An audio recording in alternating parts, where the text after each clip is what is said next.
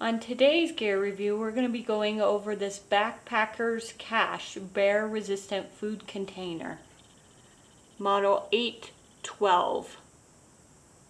It is made in the USA. It weighs about 3 pounds empty and about 7 pounds loaded. So some of the pros about this is, first and foremost, the peace of mind, knowing that you can put all your food in one container and critters, bears, raccoons, mice, other type animals can't get to it. And of course that you're wildlife by having a safe container for your food. It also keeps your food from being crushed. So you can put all these things in there. It holds about a week's worth of food in there. The box says 6 days. I've put as much as 5 days in there and am able to carry this coffee creamer on the top and get to my destination without it being crushed. It is acceptable in most places. I would check before you go, but I did check today, and for example, Yosemite National Park allows this particular unit. So some units are not approved, so be sure to check before you buy to make sure that the one that you are looking at purchasing is acceptable in the areas in which you intend to go. It comes with a bag, which is sort of nice. It comes with this carrying case, or you can buy this carrying case, I should say, in which that you can use it to attach to the top of your pack, as demonstrated here, or to hang. I do still hang mine, just because I don't want to wake up and find some bear has used it as a soccer ball and have to go hunting for it.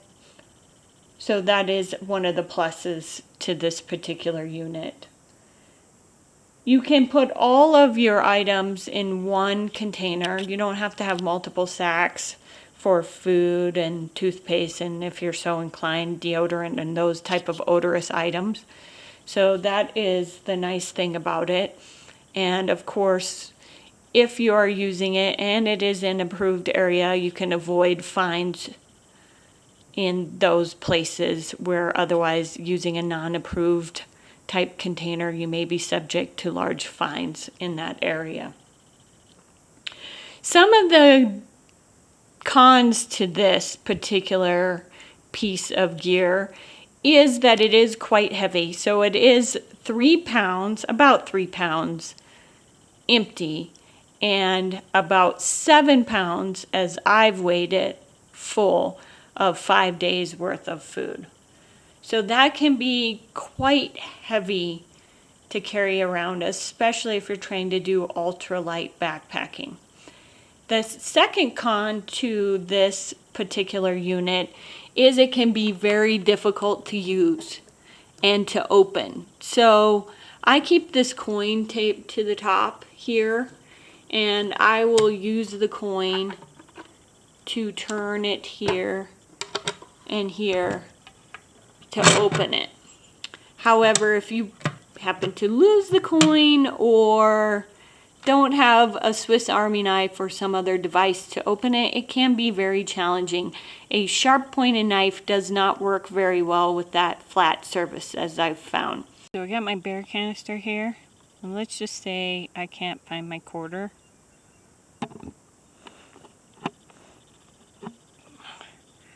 Just want to show you how difficult it is to do this. It is possible, but definitely a lot easier with a quarter. It is very opaque, so you can't really see through it to see what items that you have left in your container.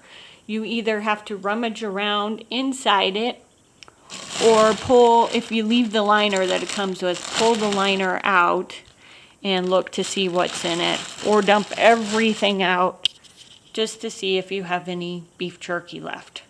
So that is one of the negatives to this. So I'm going to show you I've opened my bear box. I've stopped for a lunch break. This is what it looks like. It doesn't come out, so you either have to dig around in here to try to find what you need, or take everything out one by one.